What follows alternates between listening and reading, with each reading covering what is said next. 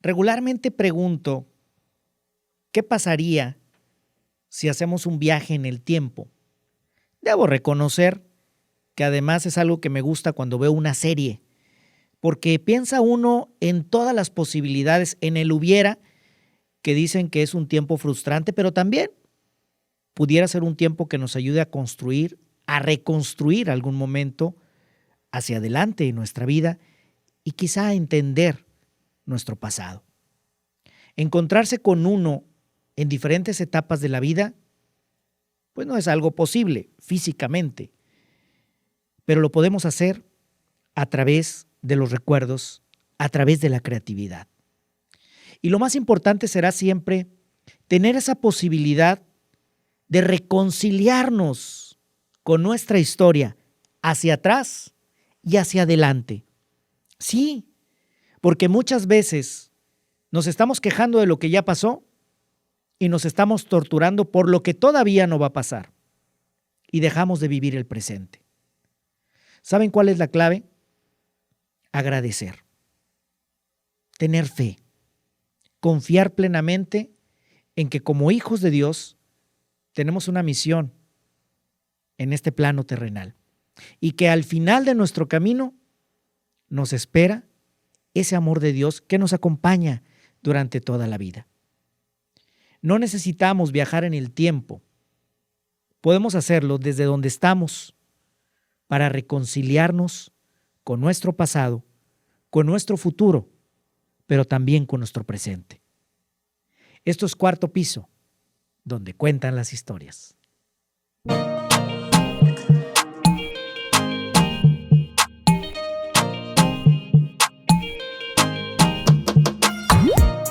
Hola, ¿qué tal? Me da mucho gusto saludarles en el episodio número 41 de Cuarto Piso, donde cuentan las historias. Quiero agradecer a César Coronado en la producción, a David Martínez en la dirección y por supuesto a ustedes que nos acompañan y disfrutan de cada uno de los episodios como desde hace un año en cualquiera de las plataformas en las que nos estén viendo o escuchando. Muchísimas gracias por su confianza y como siempre les digo, son los invitados más importantes en cada uno de los episodios. Y debo decirles que en esta ocasión tengo a un invitado que hace que este episodio sea tal vez más fácil, tal vez más difícil. Ustedes lo decidirán y lo iremos conociendo a lo largo de la plática. Me da muchísimo gusto saludar en este episodio número 41 de Cuarto Piso, donde cuentan las historias, a Armando Cavazos. Ustedes ya lo conocen. Armando Cavazos, comunicólogo, así se define él, como un aprendiz de la vida y bueno, pues conductor también de este podcast. Bienvenido, Armando. Pues muchas gracias por, primero, la invitación, la idea que por fin se concretó de poder estar aquí, ahora de este lado, en la otra silla, en la del invitado, en este diálogo, o podríamos decir autodiálogo. Muchísimas gracias por esta oportunidad y tú dale, sin miedo a las preguntas, que yo ya veré si respondo o no. Bueno, pues vamos a empezar. Ya has platicado en algunas ocasiones, aquí y en algunos otros espacios, cuál es el origen de este podcast, Cuarto Piso. Pero platícanos, ¿qué estaba pasando en tu vida en ese momento? ¿Cuál fue el punto medular que te hizo llegar a Cuarto Piso? Pues en el año 2020, particularmente en los meses de septiembre-octubre, pues yo recién había cumplido 40 años. Entonces traía la novedad del Cuarto Piso, los segundos 20 y además estaba yo viviendo un proceso de divorcio y también hablaba de la segunda soltería. Esto es algo quizá no muy conocido que hoy comparto, pero en particular eso era algo que a mí me tenía en un proceso de duelo, porque independientemente de las razones, las cuales pues son muy privadas, pero el llegar a la conclusión de un matrimonio, cuando crees en el matrimonio, cuando le apuestas al matrimonio, no es nada sencillo. Entonces, en ese momento de mi vida en el que se combinan todos estos factores y surge la posibilidad, por invitación de mi buen amigo Ober, que bueno, aquí lo conocemos públicamente como David, y le agradezco mucho, me invita a crear un podcast. Y entonces de estos nombres que yo manejaba, de estas frases, es que surge el nombre de Cuarto Piso. Así es como comenzamos este podcast que, debo decirlo, se ha convertido en algo terapéutico, sin querer queriendo, como diría Chespirito, porque a través de cada invitado, a través de cada historia, de cada persona, encuentro un común denominador, como en un spot que grabé hace tiempo para el podcast: el amor de Dios, que ahí está presente, que ahí se manifiesta en las personas, y también encontrar que en las historias, por más complicadas que sean, por más difíciles que sean, siempre hay posibilidad de salir adelante, de aprender.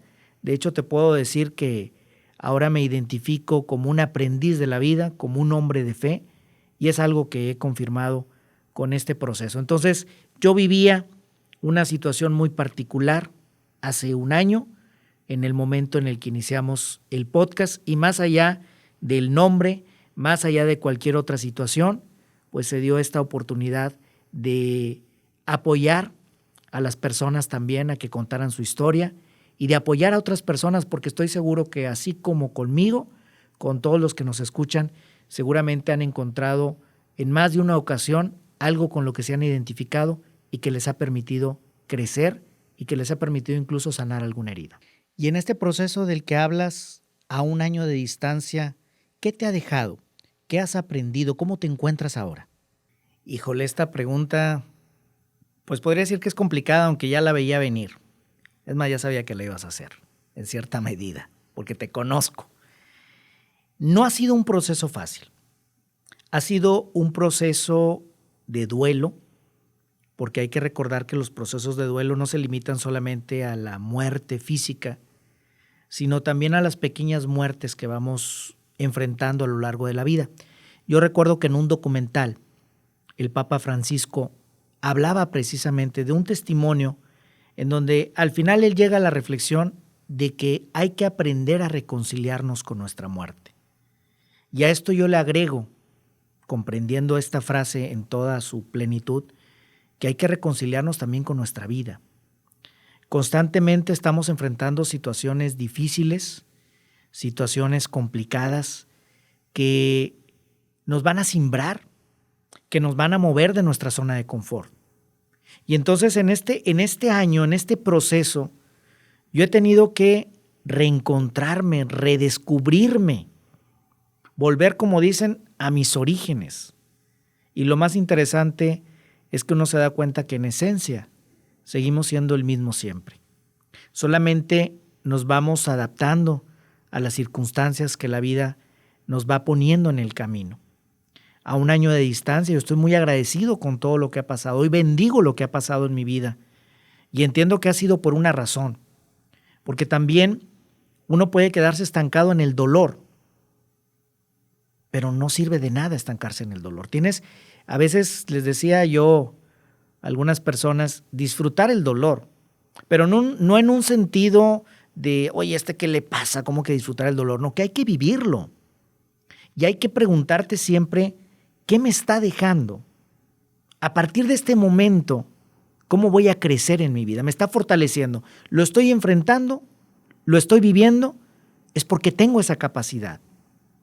Y entonces también ahora puedo visualizar que esto es lo que podríamos llamar el proceso de madurez, ese crecimiento.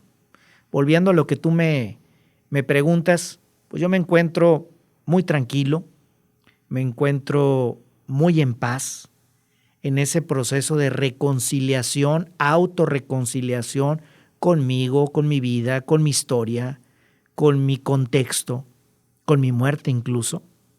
Y bueno, pues estamos en ese proceso de crecimiento y madurez. Entonces te consideras una persona madura por lo que me estás diciendo.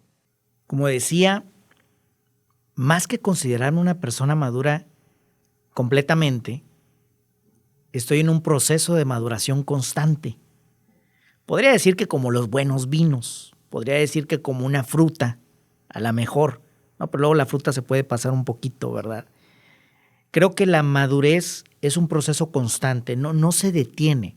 No hay un punto en donde tú puedas decir, claro, el último suspiro de tu vida es hasta donde puedes llegar. Pero no podemos pensar que llegas a un momento en donde dices a los 40, a los 50, a los 60, ya maduré por completo. Porque la vida te va a enfrentar a más situaciones. Puede uno voltear hacia atrás y pensar que ya lo vivió todo. Te falta mucho más por vivir. A los 41 años es algo que quizá apenas voy entendiendo. 41 años viviendo y todo lo que me costó poder entender lo que implica el proceso de maduración.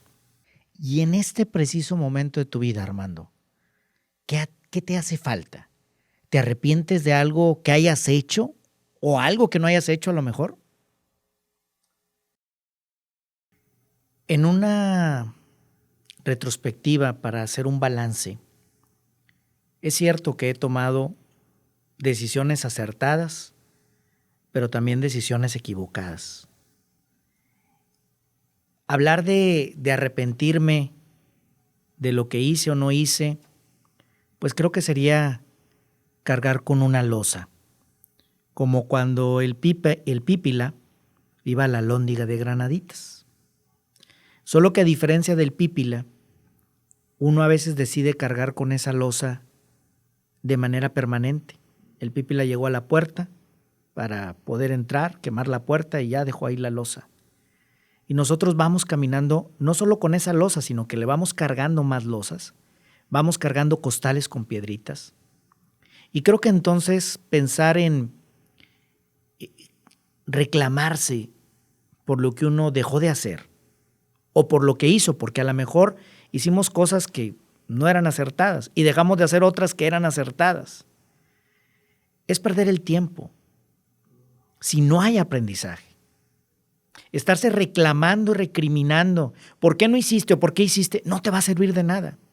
Más bien yo prefiero ahora, en esa línea de identificarme como un aprendiz de la vida, voltear constantemente, no solo una vez, voltear constantemente a mi pasado, revisar mi historia de vida y entender también cuál era el contexto que estaba viviendo en ese momento.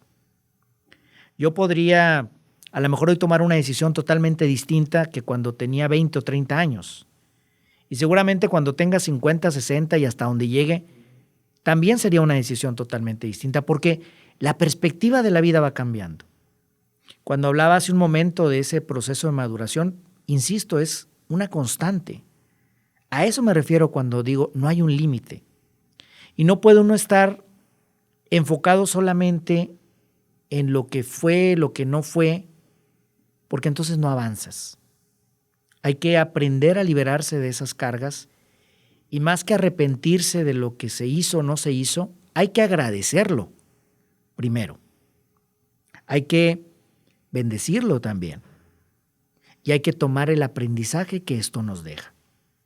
Por ejemplo, en el caso del matrimonio, el hecho de que yo haya tenido un matrimonio que no funcionó, que no prosperó, no significa que el matrimonio sea malo, ni significa que esta experiencia determine lo que yo pienso o siento del matrimonio, ni determine lo que pueda pasar hacia adelante. Y esto sé que te lo han preguntado más de una vez y te lo pregunto aquí, porque lo has respondido quizá en lo privado, pero hoy te lo pregunto en lo público. ¿Te volverías a casar? ¿Sigues creyendo en el matrimonio? Claro que sigo creyendo en el matrimonio porque estoy convencido que el matrimonio es un sacramento muy importante, pero además es la base de la sociedad. Y sí volvería a casarme, fíjate, sí lo volvería a hacer. Solamente falta que llegue la indicada, si es que algún día llega y si es que se da la oportunidad. Pero también sé que ahora, a partir de ese aprendizaje que viví, pues entonces en mí queda la responsabilidad de poder formar un buen matrimonio, estable, un matrimonio en donde pues esté siempre Dios presente. Y esto va de más atrás, no solamente el matrimonio, sino el noviazgo y la elección de pareja. Pero bueno, ya Dios dirá. Y así en directo, a cómo va, a como dijimos que te iba a preguntar y como lo acordamos. ¿Te consideras exitoso o fracasado? La verdad es que he tenido momentos en mi vida en los que me he considerado fracasado. Regularmente la gente me ve como soy, muy dicharachero, de buen humor, casi siempre con una sonrisa. También tengo mis momentos hacia el otro extremo, enojado, estresado. Pero debo decirte que una característica que tengo es que soy muy reservado, por ejemplo, para los momentos en los que yo me he sentido fracasado. Y esto seguramente quienes me conocen, pues me pueden leer. Mi papá, mi mamá, mis hermanos, mis amigos más cercanos, y yo podré decirles que todo está bien, pero ellos se dan cuenta que quizá me estoy desmoronando en esos momentos. Y esto lo hago, o es una característica que tengo porque quizá también un tanto mi personalidad tiende más hacia lo protector. Y pues no me gusta que las personas sufran por algo que me está pasando a mí. Entonces estos momentos que he vivido en los que me he sentido fracasado creo que también han sido necesarios. Porque es cuando tocas fondo en cierta medida y no, afortunadamente no ha sido un tocar fondo que me pierda en las drogas, que me pierda en otro tipo de situaciones que me alejen, pero sí es aislarme. Y digo que ha sido bueno porque también la otra parte de mi personalidad que ayuda es que en términos generales yo soy un hombre de fe. Así como soy un aprendiz de la vida, soy un hombre de fe y trato siempre de encontrar el lado bueno de las cosas. Quizá en el momento en el que siento que el barco se está hundiendo ni me acuerdo, pero luego ya se me pasa y busco sacarle lo bueno, sacar lo positivo. Entonces, en esos momentos en los que me he sentido fracasado, también me he dado cuenta que a lo largo de el caminar he cargado con expectativas y esas expectativas a veces frustran. Las expectativas que los demás han tenido sobre mí, la familia, los amigos, los maestros, esas expectativas que hacen que uno trate de ir por un camino para quedar bien con los demás. Y a veces es uno mismo el que se inventa que tienes que quedar bien con los demás. No se trata de no escuchar a los demás. Se trata más bien de entender que los demás lo están viendo, como me dijo en alguna ocasión un jefe, desde su ventana. Él me decía que si nosotros veíamos un objeto, lo estábamos viendo desde el ángulo de la ventana en la que nos encontrábamos. Y para poder entender ese objeto en su totalidad, había que darle la vuelta. Y eso es algo que además nos pasa últimamente con la verdad. Vemos una parte y pensamos que esa es la verdad completa, pero no le damos la vuelta a las diferentes ventanas. Entonces, entender esto, pues también ayuda a crecer. Sentirse fracasado no es malo. Lo malo sería, o el fracaso incluso sería, quedarse en ese sentir de que fracasaste. Si entonces pensamos que la vida podemos medirla para el éxito con cosas materiales, pues entonces todos hemos fracasado y todos vamos a fracasar, porque nos vamos a morir y ahí se acabó todo. Pero si queremos medir el éxito a partir de nuestro ser, a partir de disfrutar de la vida, pues entonces yo podría decir en esa balanza que mi vida se ha inclinado más hacia una vida de éxito, porque ha sido una vida tranquila, una vida estable con sus sobresaltos, pero una vida de mucho aprendizaje y de mucho agradecimiento. Y lo que venga, porque seguramente vendrán otros momentos en los que me voy a sentir así, pues tendré que enfrentarlos y también tengo la seguridad de que me van a ayudar a seguir creciendo como persona, como hijo, como padre, como hermano, en todos los ámbitos de mi vida. Y hablando de fracasos, de momentos difíciles, y no por estar ventilando las situaciones complicadas de tu vida, pero sin lugar a dudas son las que también te han ido forjando. Hace 5 años, entre octubre y noviembre del 2016, tienes el brote que te presenta la esclerosis múltiple, esta amante incómoda, como la hemos denominado, voy a decirlo de esa manera. Platícame de aquellos días. Era un sábado, yo tenía un mes viviendo en la Ciudad de México. Me fui a trabajar un tiempo allá, estuve 11 meses, pero tenía un mes que me había ido. Regreso a Monterrey, era el segundo fin de semana que regresaba, de visita. Llego el sábado en la mañana tras un ajetreo ahí que hubo con los vuelos, que salía, que no salía. Llego muy cansado y entonces transcurre el sábado.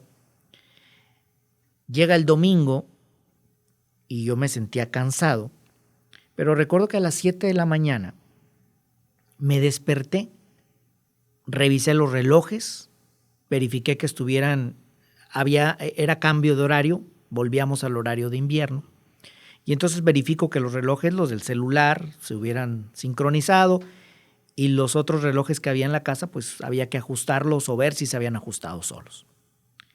Me vuelvo a dormir. Para esto pasaron como 10 minutos en lo que anduve ahí haciendo todo esto. Me vuelvo a dormir y alrededor de las 10:30 de la mañana me despierto y cuando me despierto me doy cuenta que pues un ojo me bailaba, el ojo izquierdo, y tenía lo que después supe, una oftalmoplejía.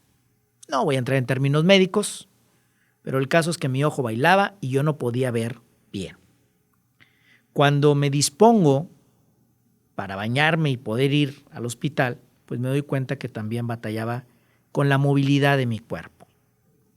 Parcialmente había perdido fuerza, movilidad, y finalmente llego al Hospital 25 del IMSS.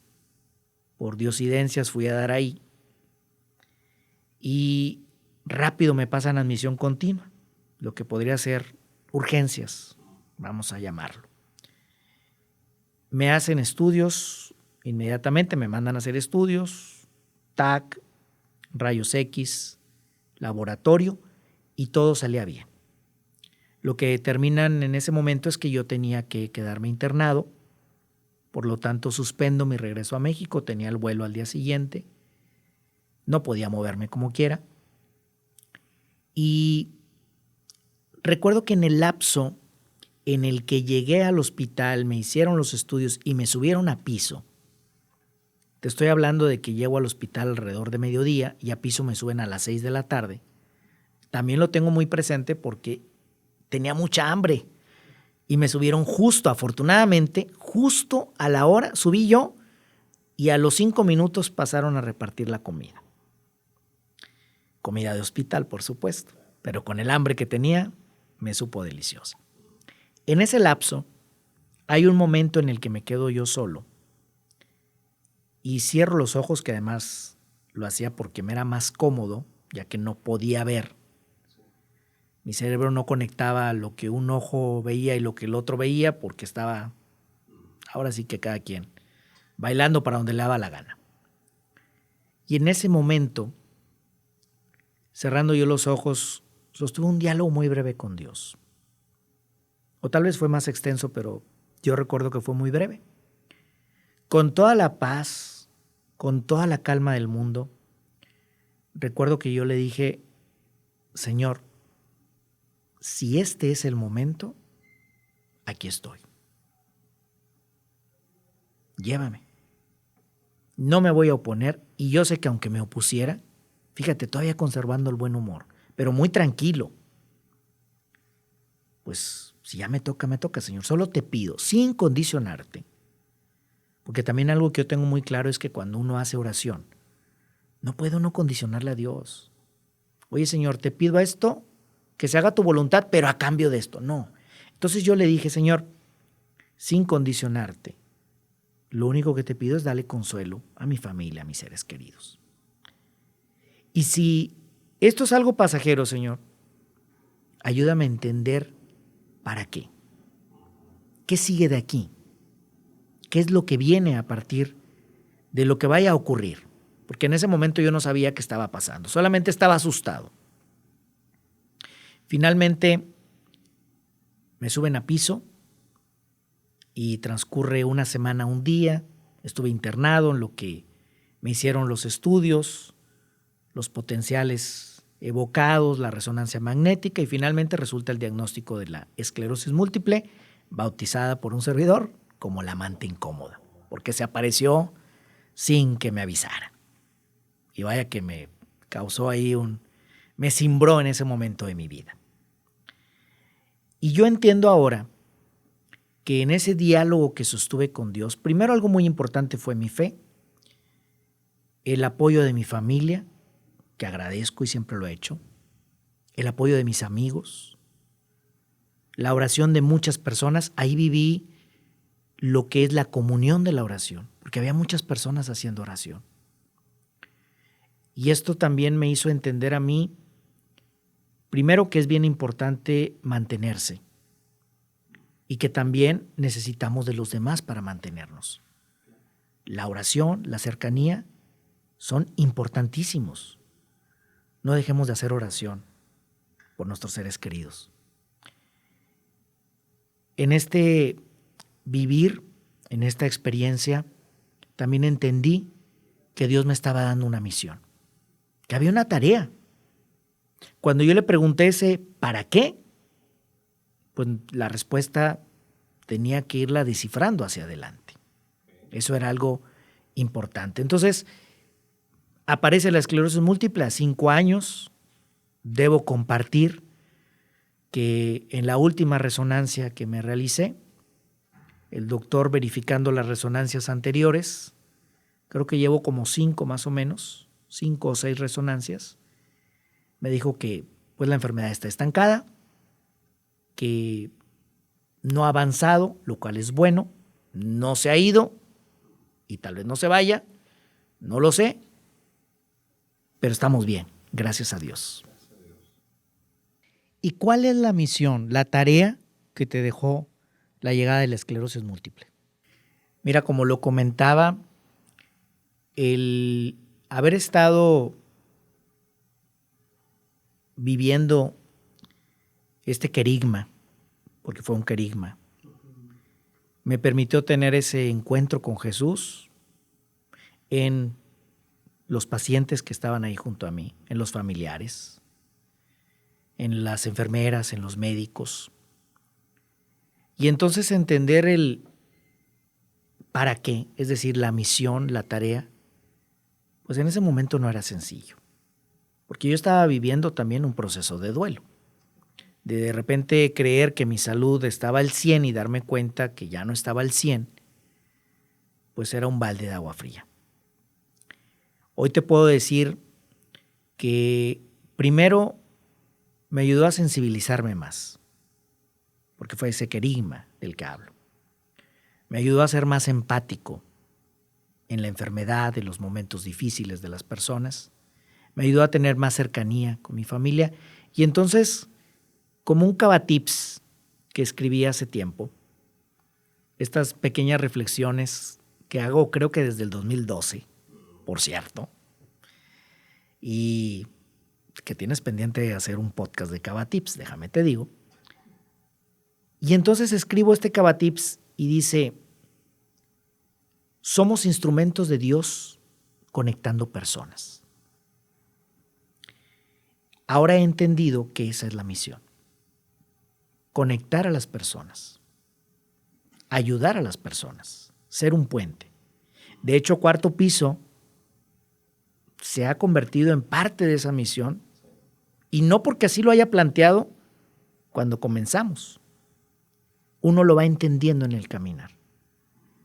A través de las historias, de contar historias, de descubrir historias, vamos conectando a esas personas, los que vienen, los que escuchan, los que observan. Y al conectar a esas personas a través de las historias, entonces Dios se está manifestando. Por eso reitero, el común denominador de las historias de Cuarto Piso es el amor de Dios, que está manifiesto a veces muy explícitamente, otras no se ve tanto, pero siempre está ahí presente. Esa es la misión que me ha dejado la esclerosis múltiple. Oye, pues hemos estado hablando del Armando del tercer y del cuarto piso. Pero ¿qué hay de tu infancia, tu juventud? Bueno, un poquito más joven, porque seguimos siendo jóvenes, pero vamos a hablar de cuando estabas un poquitito más joven, allá en tus primeros años de vida, en el segundo piso, en el primer piso. ¿Cómo fue tu infancia, tu juventud? Hoy puedo confirmar y reconfirmar que mi vida en términos generales ha sido una buena vida, ha sido una vida feliz. De niño, y todavía ahora, era muy ocurrente, soy muy ocurrente. La imaginación fue un factor importante en mi niñez. Cuando nace mi hermana Lili, que se convierte en mi compañera de juegos, recuerdo que incluso compartíamos historias a través de los juguetes. Ella tenía sus juguetes, yo tenía los míos, compartíamos. Y va una anécdota. Lili tenía un patito, al que llamábamos el Rey Patito. Pero como yo tenía mis monos de los Thundercats, principalmente en ese momento, entonces el Rey Patito, por jerarquía, pues era el rey. ¿Y qué hacía yo? Uno de los monos míos, pues era el presidente. Sin entender yo esto de los sistemas estructurales, políticos, pues en nuestros juegos había un rey y había un presidente. Y la verdad es que disfruté mucho mi infancia junto a mi hermana. Luego llega mi hermano Alex. Cuando Alex nace, la diferencia de edad con él es de 12 años. Con Lili la diferencia es de 3, aunque ya estoy ventilando aquí las edades. Entonces, cuando nace Alex, yo ya estaba en la secundaria. Ya era un hermano mayor, más mayor, que ya estaba en otros menesteres de la vida. A mí me tocó ayudar a cuidar a Alex. No voy a decir que yo lo cuidaba, me tocó ayudar a cuidarlo. Y eso también me dio una cercanía con él. Entre las anécdotas muchas que hay, yo me salía ahí a la calle. En aquel tiempo donde vivíamos, pues la calle estaba cerrada, prácticamente no era una privada, pero no había tanto tráfico. Y entonces me salía con él en la carreola y yo tomaba la calle, aprovechando que no pasaban tantos carros, como una pista de carreras.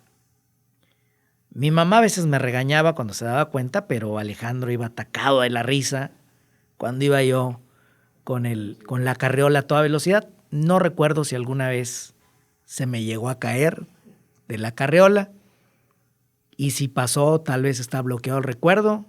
Espero que no me vaya a reclamar luego Alejandro. Pero son de esos momentos que recuerdo con mucha nostalgia y alegría. También cuando era niño, en esas ocurrencias que yo tenía, pues en alguna ocasión quemé una resistencia de esas que se utilizaban para calentar biberones. También me llegué a trepar como changuito en una ventana y dice mi mamá que cuando me vio iba bien despacito para que yo no me fuera a soltar porque estaba hasta arriba de la ventana. Muchas otras cosas que pasaron. A mí me gustaba traer camisas con bolsa y en la bolsa traer plumas y papeles como mi papá.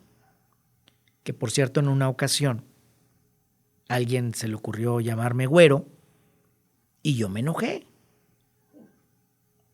Yo no me llamo Güedo, me llamo Popidio, como mi papá. Y a veces nos acordamos de esa anécdota y dice mi mamá, dice mi papá, y viene Popidio. Yo buscaba llamarme como mi papá, Porfirio. Que también mis papás han sido muy importantes en mi vida, no solamente por el hecho de ser mi papá y mi mamá, sino porque son mi ejemplo a seguir, porque son el mayor testimonio que yo tengo del amor de Dios, de valores, de responsabilidad, de honestidad. Es algo con lo que yo estoy muy agradecido. Así es de que, en términos de la balanza, mi vida ha sido una muy buena vida con todos sus altibajos, con todos los momentos complicados. Te puedo decir, y lo aseguro, y lo firmo si quieres, que es una buena vida. Y hemos llegado al momento que ya sabes. Este momento en cada episodio, en donde ahora me toca hacerte esta pregunta. ¿Qué pasaría si hicieras un viaje en el tiempo? Es más, 2 viajes en el tiempo. Uno hacia el pasado y te encuentras con el Armando veinteañero, aquel que está estudiando todavía la carrera de comunicación, ya por terminar. Y luego hacer un viaje hacia adelante y te encontraras con el Armando del 6º piso, el que anda comenzando sus 60 años. ¿Qué le dirías a cada uno en cada etapa? Al Armando de 20 años, efectivamente el que va terminando su carrera, la termina a los 21, entonces, bueno, iba a la mitad de la carrera. Lo abrazaría y no le diría nada de lo que va a pasar, porque me conozco y sé que aunque yo me encontrara con esa versión o con ese momento de mi vida, no me voy a hacer caso, porque lo que seguramente pensaría el Armando de 20 es: voy a tener control de la situación, voy a tener control de lo que va a pasar adelante. Y sabes, eso es algo que también he aprendido en este último año particularmente. Uno no puede tener control de todo. Si intentas tener control de todo, te frustras. Pero incluso eso es parte del aprendizaje que va a tener que vivir el Armando de 20 años. Por eso no le diría nada. O tal vez lo único que sí me atrevería a decirle es: sigue adelante. Cree en ti. Confía en Dios y no te detengas.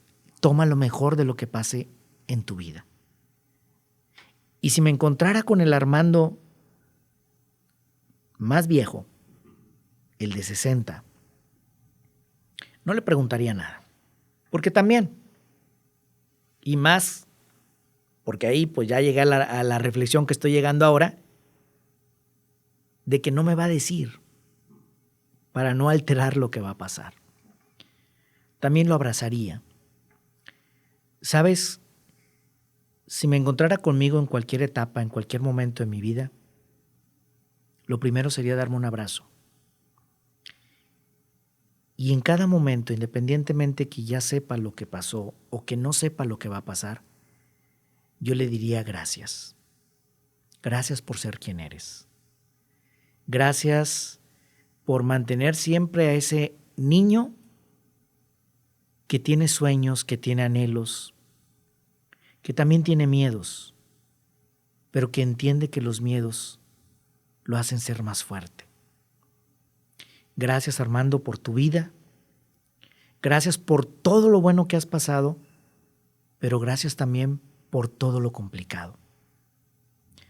No permitas nunca que a nombre del amor o del supuesto amor te humillen. No permitas nunca que te hagan pensar que vales menos. Dale para adelante, que siempre vienen cosas buenas. Y algo importante, no te sueltes de la mano de Dios. Gracias por eso. Eso le diría. Pues muchas gracias, Armando, por habernos acompañado, por haber compartido en este episodio número 41. Yo te doy un abrazo y te agradezco por tu vida. Bendigo tu vida y bendigo la vida de todos quienes están a tu alrededor, a mi alrededor. Dios te bendice y Dios te seguirá bendiciendo. Confía en ti porque tienes todo para seguir adelante. Dios te ama, recuérdalo siempre. Muchas gracias. Y gracias a ustedes que nos acompañaron en este episodio especial, el número 41 de Cuarto Piso, donde cuentan las historias. Gracias por ser parte de este proyecto que cuando iniciamos encomendamos a Dios y lo seguimos haciendo. Gracias a ustedes. Gracias a César Coronado en la producción, David Martínez en la dirección. Soy Armando Cavazos y les recuerdo que lo mejor de la vida es tener la oportunidad de vivirla. Dios nos bendice a todos. Cuarto piso, donde cuentan las historias.